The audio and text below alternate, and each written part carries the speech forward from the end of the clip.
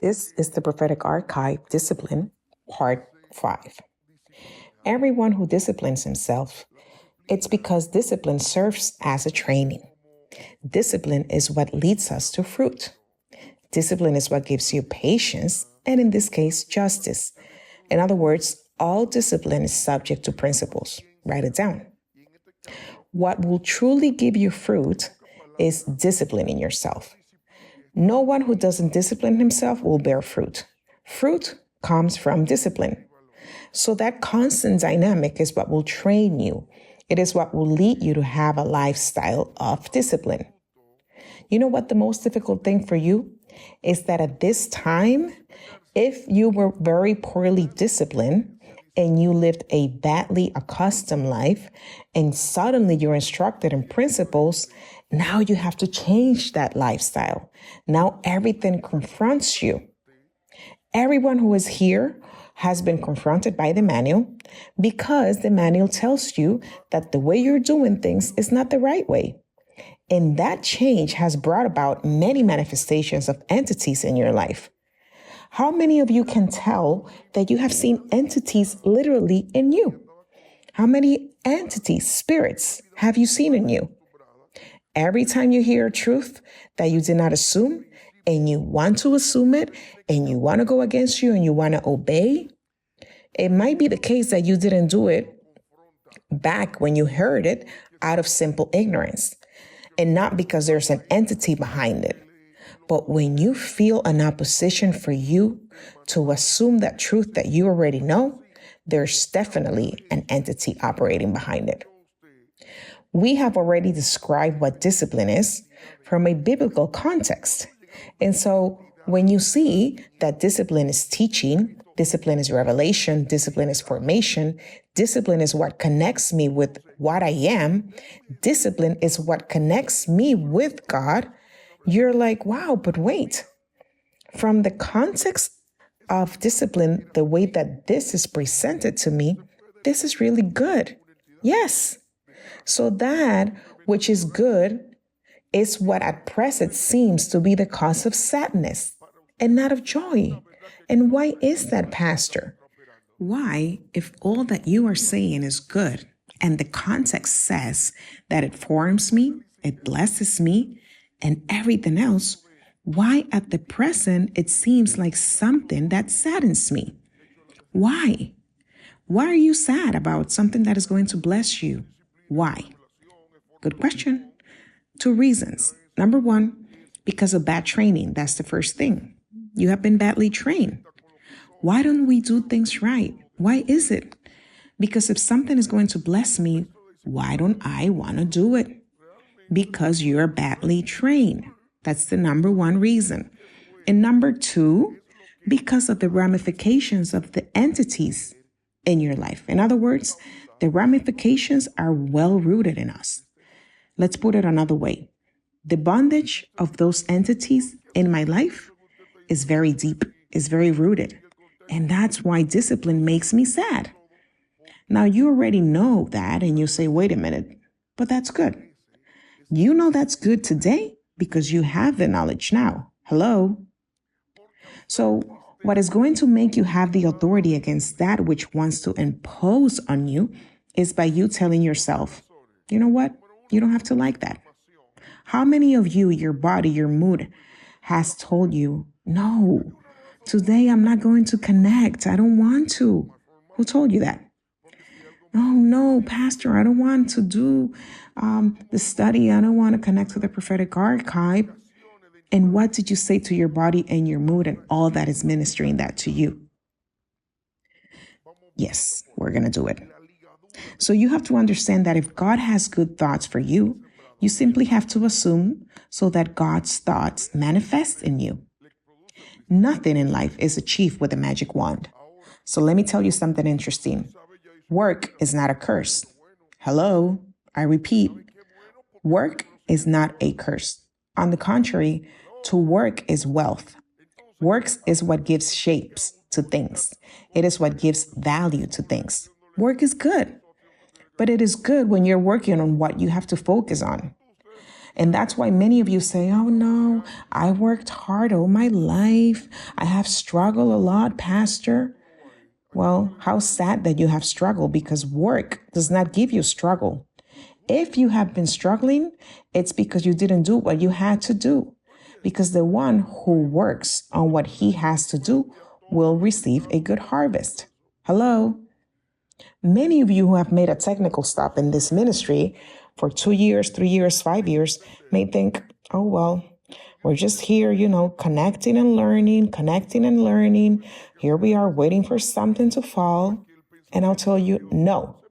Here, no one is learning and connecting or learning or waiting. Here we are working. Here we're working your lazy, irresponsible soul. Here, you are doing what you have fooled everyone for a long time, working. Here, we're not waiting for something that God is going to do or something big to come from God. Stop your show. Nothing is going to happen here. You aren't going past this. Really, Pastor? I'm not going past this? No, you're not going past this.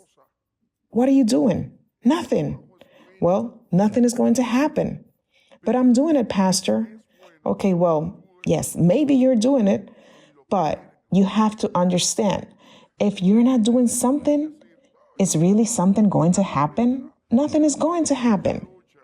How many were still waiting for something to happen? How many looked up saying, Lord, when is something going to happen? Pastor says nothing is going to happen, Lord, but I have faith. I have faith that it is. I have faith that something is going to fall. And how many today have just died trying because nothing is going to happen? Because nothing can happen if you haven't worked for it, you fool. Things happen with discipline. Nothing can manifest if you haven't assumed it or worked for it. You have to work on things. I would like everything to come to me without work. Who wouldn't? In a smooth way, in a calm way. Just like every girl wanted to marry a prince with money, so they didn't have to struggle or fight for things. Everyone believes that everything has to come easily because many think that work is a disgrace. And no, work is not. It is a blessing. Work dignifies us. When man was established with curse, rules, and punishment in the book of Genesis, work was not part of the curse. But the land's denial to produce for man, that was the punishment, not the work. Hello? The sweat on your forehead expression meant that the earth was going to become rough. And instead of having a land that would water itself with the dew of the morning, now you were going to have to work at it. And you were going to have to water it. You were going to have to manipulate it, because before the curse, everything flowed and flourished tenderly. So it was not that men was not going to work.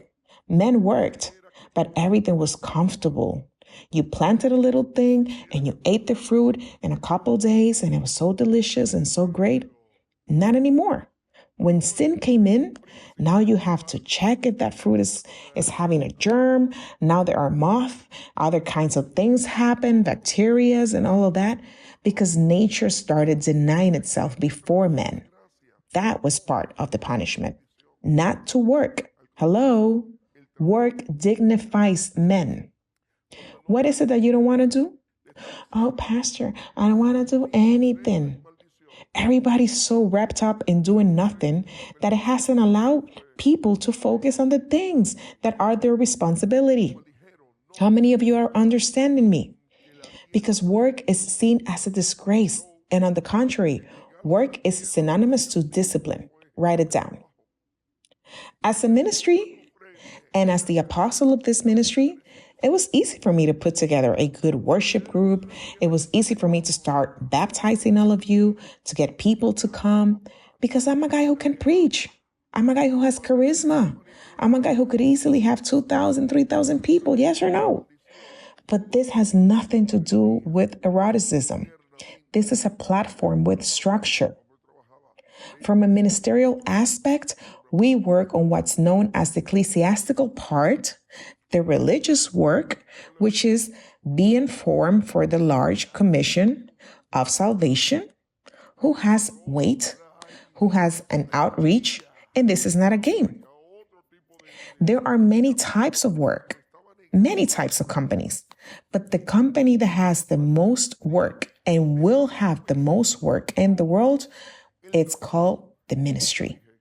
Because ministries are the only ones who go out to save people from their misfortunes, their struggles, their melancholy, their depression. Hey, Pastor, where's your area of work? Oh, you want to know? My area of work, it's called the world. You have the largest company. You have work. What do you think of the one that you're listening to? Oh, yeah, Pastor, you work a lot with us, Yeah, you work a lot with us. No, not only with you. I work everywhere. I work. Because the company that I've been assigned to manage is a company that has clients all the time, 24/7, people waiting in line, people taking tickets, people coming to me and they're saying like, I'll sit here. Oh, and me too, Pastor. Oh, and me three, Pastor. Because this is a company that has a lot in demand. And if you don't have discipline and if you're not trained, you won't be able to take on this demand. So I was disciplined. I was disciplined by the Holy Spirit to have a vocation, a calling for work, to assume what is in front of me. That's why I've always told you that you cannot lose focus of what your responsibility is. To take care of what is not your responsibility, that is foolishness. To focus on what is not yours, that is foolishness. How many people, how many would like to just stop and put in a coin in me like I was a jukebox and make me talk? You can't imagine how many people per day will love to do that. But this jukebox is not mine. So I cannot do as I please with it because discipline is always within the principles and rules, and that is never violated. That is why we contextualize today with the religious folks. Because when you were a religious person, I make you go through a process so you can contextualize of what is the manual of life and what is discipline and what is principles. It's not the same this from the context of a religious person. And so it's not the same this called discipline from a biblical context versus the context of society, right? When people think about discipline in society, they think about, struggling and somebody trying to make life impossible for you. When people in religion think about discipline, they think about the wrath of God coming upon you. But when you hear and you read the life manual, in the context of discipline, it teaches that children that are disciplined are formed, are blessed, and are connected. That is why what hurt you the most about this ministry is that you're being disciplined. And that is because you come with that religious mindset and that mindset of society. Do you know how many of you escaped from your mother and your father because you didn't want to be confronted? You know how many faces and sounds you made in rebellion when you were not in agreement with something in life? Anywhere, in school, in sports, seeking a job, at the supermarket. But here you have had to endure things that you did not endure from your parents, yes or no? Here you have had to endure things that you wouldn't take from anybody else, not even your mom and your dad. You know why? Because unfortunately for you here, there's no skipping through the line. There's no favorites. Everyone has to go through a process of formation and teaching because that is kingdom discipline. Jesus didn't want a crowd. Jesus didn't want to heal and free people. No, that context is wrong. Jesus came to establish a platform, a structure, and for the body to take charge of that liberation, of healing, of salvation. That's what he wanted. Oh, but the devil wanted, you know what the devil wanted? They wanted that people believed that he wanted a line. He is there.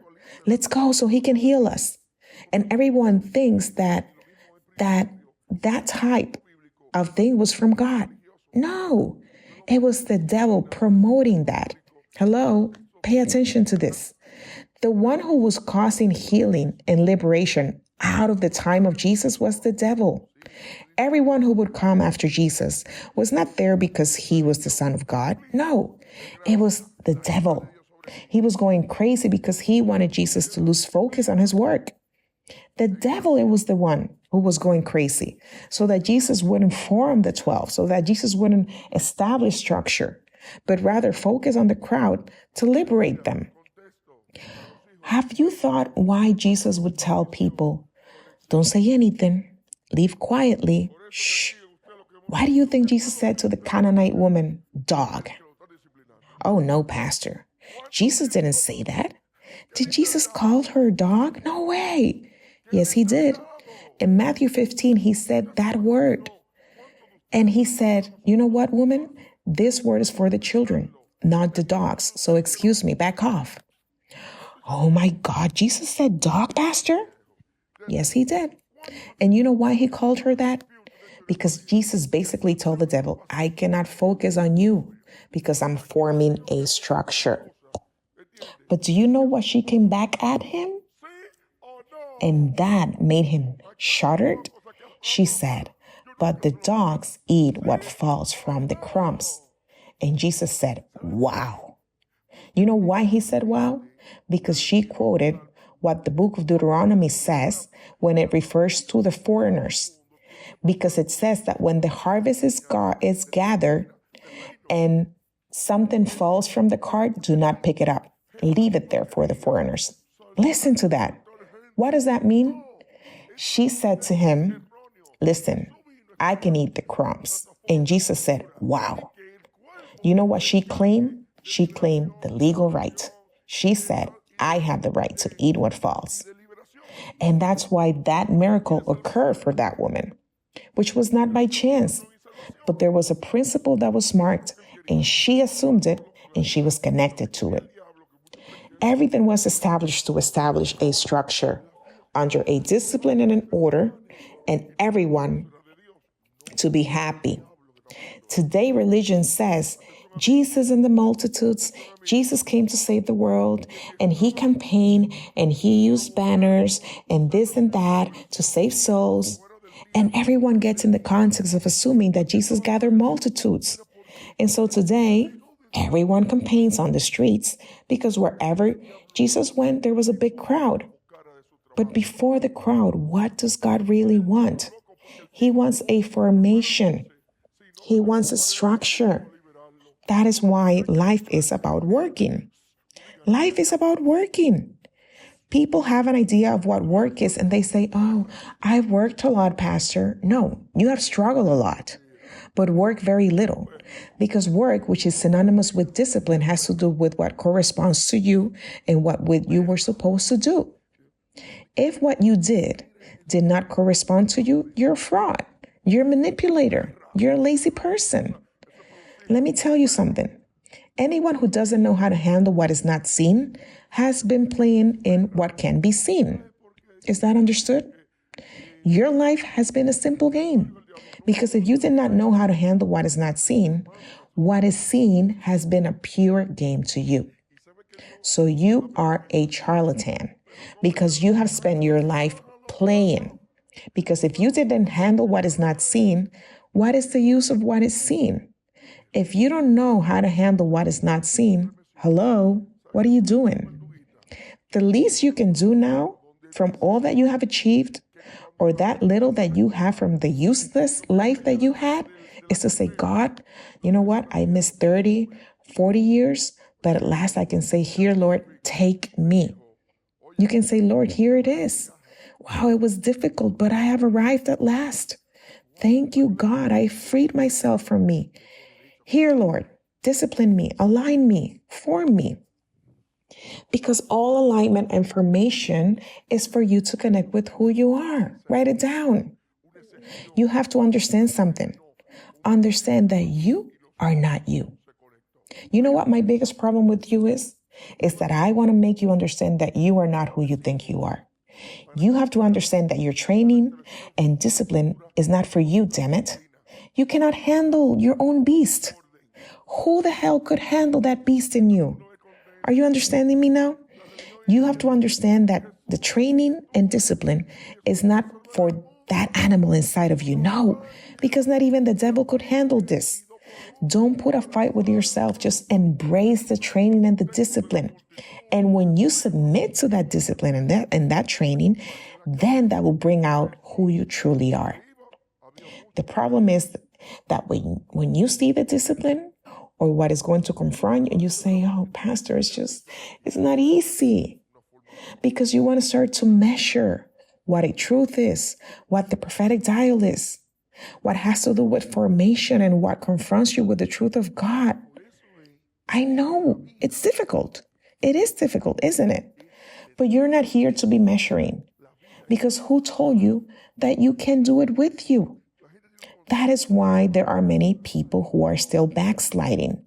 Because if you start to measure yourself with yourself, you'll start to say, but am I really going to make it? How am I going to overcome this? Listen, if you don't think that way and you just say, you know what? Come on, let's do this. Let's move forward. You got to take up courage here. That's why they say that the kingdom of heaven suffers violence, and only the violent take it by force.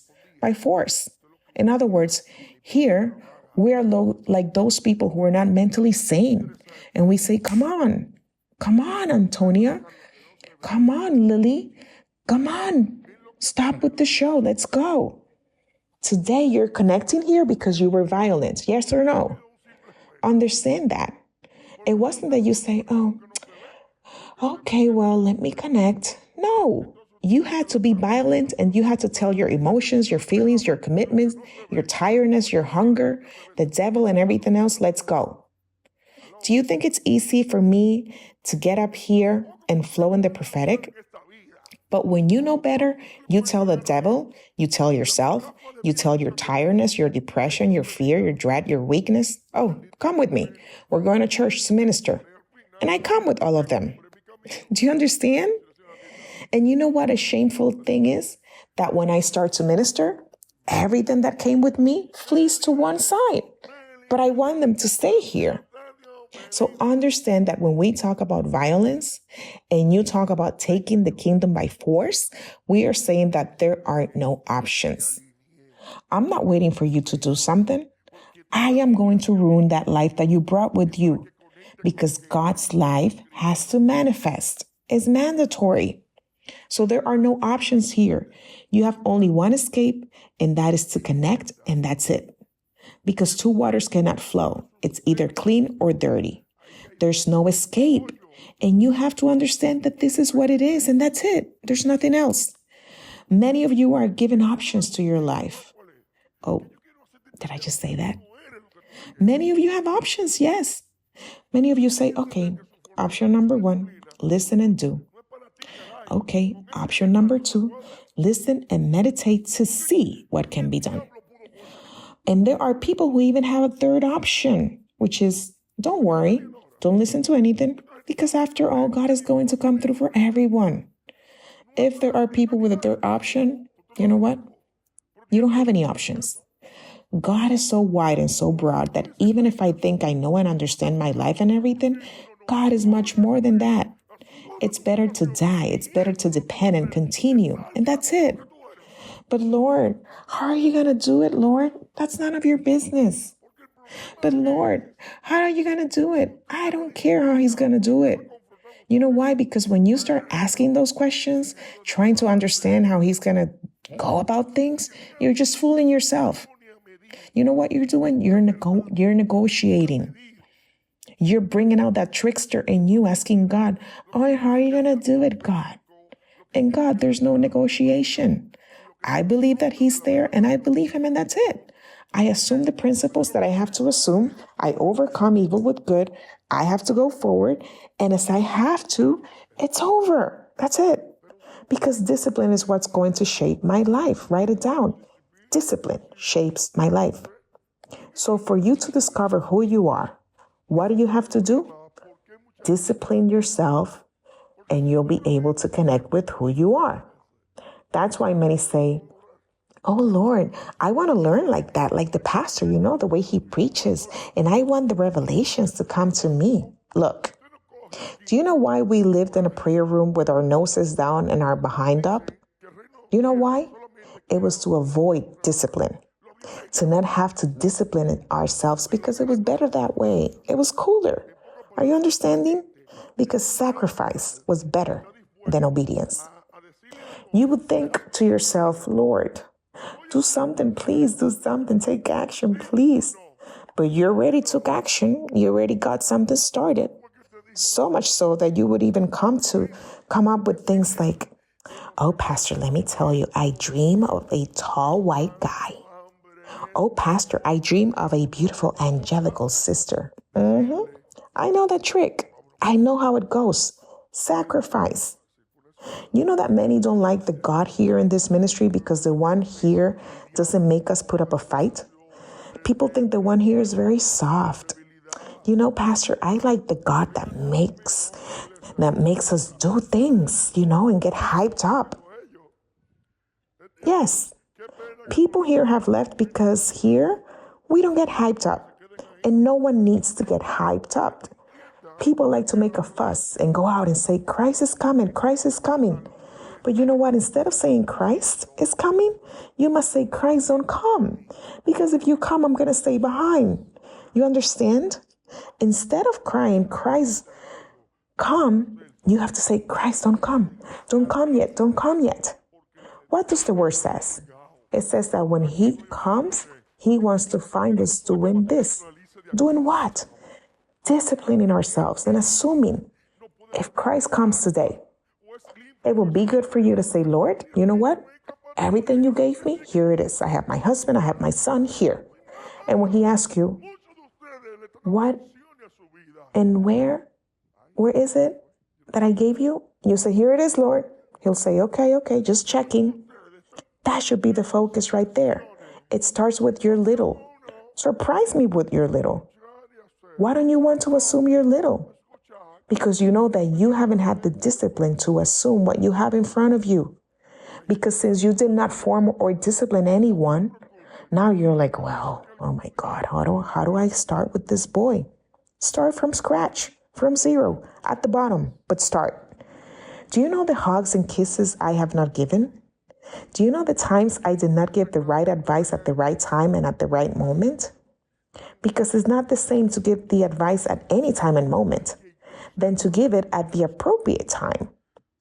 A hug at the right time is not the same as a hug. It's not the same. What does the word say? It says, cry with the one who cries, laugh with the one who laughs. But you're so out of line because you don't have discipline that when somebody's crying, you're laughing and saying, you see, that happened to you because of your stubbornness. I told you so. Wasn't that what you used to say?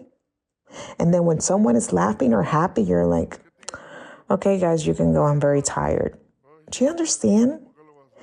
Discipline is what governs this ministry and all of its splendor.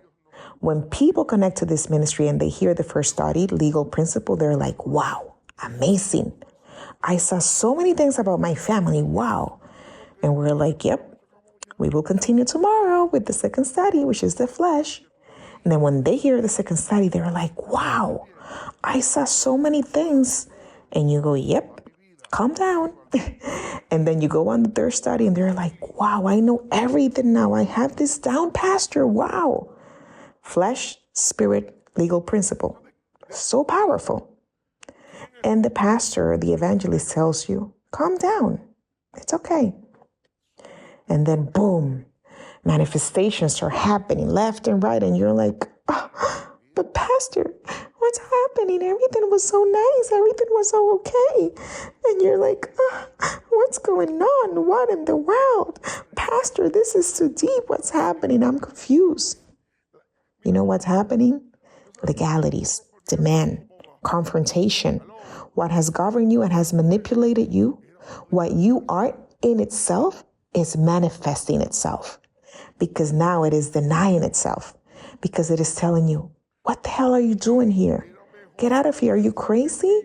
Why are you here so much? Why are you connecting and listening and commenting, girl? And the demons talking to you and ministering to you. How many of you have had this? Demons whispering in your ears. Of course, that's not by chance. There's a metamorphosis. People connect here and they get consumed and out of you. Do you understand?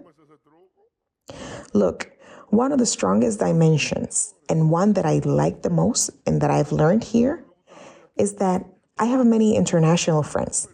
And amongst those friends, I have a specific one which puts together events of warfare and deliverance where the demons are confronted in people and they manifest. This is very interesting. But I have learned that within the context of the gifts and the apostolic revelation, the Lord has taught us through the manual of life to confront demons without the need of any kind of show or noise. Hello? I have seen demons in all of you, of all kinds, of all ranks, and all sizes. I see demons in a normal, regular basis. Because when you have the knowledge, you see demons as a normal thing. And you handle it as a normal event because you already know. How many are understanding me? And you don't have to see people going, oh, no, right? I'll give you a secret. The demons never manifest themselves to us in our surroundings. They're always waiting to hide. Because if they manifest themselves, then they are exposed in front of everyone and they're ridiculed. Do you understand that? On the contrary, they want to hide. With me, many people don't play this game well. In the sense of principles, because they don't have a good position. And they're always like suffocated in front of me. There are people who get lost because the entities lose them. But it's because they don't face me because the same entity doesn't have the courage. The entity in them, it's scared and is saying, if I manifest myself, this guy can take me out. And so the same entity causes fear in people. Oh, Pastor, I don't come to see you because I'm very busy and I have many things on my plate right now and I am burdened with many things. And people create supposed burdens, which are not burdens at all, but just manifestations. And it doesn't mean that some people have commitments. They do. But those who have commitments and are under principles, they will still talk to you and say, look, Pastor, this is coming now. I'm going to do this and I'm here to consult with you because they're kingdom people. But those who are not from the kingdom, they won't face you. Those who are not from the kingdom, the entities have them going around, escaping from you. Today, when you're able to identify something in you that's not from God, you confront yourself right away and you tell yourself, nope, that doesn't proceed, right? That wants to impose itself in you, you put a stop to it because you know better. Let me tell you, this week I've been very busy. I have too much burden. And when I feel like that, I become very feisty, even more so than here when I get to my house. How many of you want to go to my house this week with me? I pick on my wife, I pick on things, and I get cranky. And my wife, being an angel, sweet and tender, she handles me. And I calm down. And I kick and I fuss. But that's temporary. And you have to understand it that way.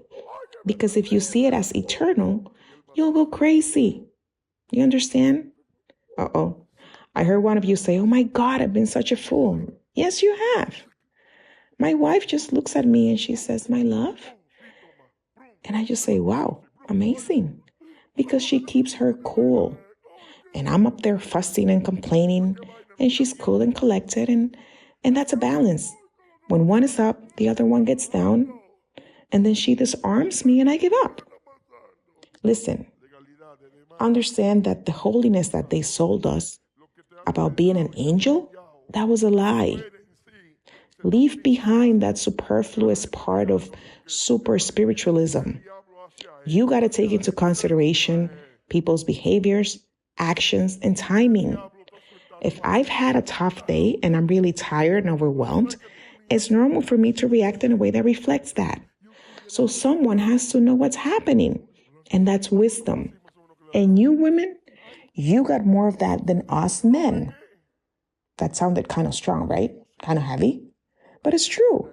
There is wisdom in you women. And when I say wisdom in all contexts, it's not just with the husbands, but it's also with the children. You women can dominate no matter the chaos created around you. You say, okay, you come here, you come here. You grab one by the neck and you say here. And the other one, you sit here and you place them all and then you say, okay, everybody's cool. Oh, honey, can you pass me the clippers and the file so I can fix my nails? You understand? You have wisdom. How many are you seeing that you're dominating under that wisdom? How many? Do you realize it? And you know how cool that is? And at the same time, you're like, wow, how much power and authority God has given you. And how many wasted years of me eating. So at the end, the exercise of discipline produces what you are. Many of you feel happy because you're like, wow, I have achieved this. Wow, I have authority over this. And all has to do with what you know. And if you know, it's because you have disciplined yourself. Again, authority comes from what you know. And if you know, why do you know? Because you discipline yourself. Because no one who disciplines himself doesn't know. You have to know. That's why today you can achieve things that before you couldn't, and that you would claim to be so difficult. Oh, Pastor, I just couldn't because you know this and that. And now you say, wow, Father, thank you. Do you want a greater discipline than what is imposed on you in this place? Shut up. What? Wow. What I'm doing now, that's where the discipline begins. You know how many demons have manifested in yourself each day? From the day that you connected here and I told you, shut up. Because as soon as all those entities hear that prophetic guideline of shut up, as soon as those spirits hear the apostolic guideline of shut up, they begin to say, why shut up? Why do I have to shut up? Why do I have to shut up, Apostle? Why do I have to shut up? How many people have you said that to? Oh, I'm sorry. Am I hitting you a lot today? Why? Why do I have to keep quiet, Apostle? I am a trained servant of God. And you know that those who said that are not here anymore. They're not connecting here anymore. But Pastor, what else did I need? As someone said to a person here, but sister, how much more are you looking for? What else do you need? And you know what? If I was me, I would reply back and say, need what? Was there ever something in me? You got to understand, your life is private. No one has to be a part of what you're doing with your life unless they have the right. And you have to always speak in a simple way, because religious folks love to speak in a very entangled, confusing way. Speak clearly. When you still don't know how to contextualize with society, you have a problem. If you still don't know how to contextualize, you have to learn. You have to learn to be Greek with the Greek and Jew with the Jew, and that's it. You have to go unnoticed. You have to go low key. One of the greatest riches and one of the most extraordinary things about Jesus Christ was being able to bring so many powerful truths, revelations, and incredible wisdom in a simple way, in such a level that a child could understand him. That was Jesus, and you yourself have to learn to handle the depth, the mysteries of the kingdom, and bring it to the natural world in a simple way. But Pastor, how am I going to be able to do that? By disciplining yourself. Discipline begins at home, just like judgment begins at home. Because when judgment comes, it also begins here. Because if there's any misfortune out there, it first has to happen here. Before someone is going to get hit by the belt, you are going to get hit first. And when I say here first, it's in the sense that if you did not obey, you'll get a consequence. You will reap what you sow. Remember that all This has to do with a demand. It's all about a demand. It's all about giving a right. And everything that is imposed on me has some kind of right, except that I don't know what I'm doing and that I'm handling myself wrong. But everything that is manifested comes because a right was given. Nothing is random. Nothing is by chance, although the devil often took advantage of you for being ignorant. And even though he did not have a right, you still were moved by anxiety and desperation in many situations, and that ended up with you giving him the right.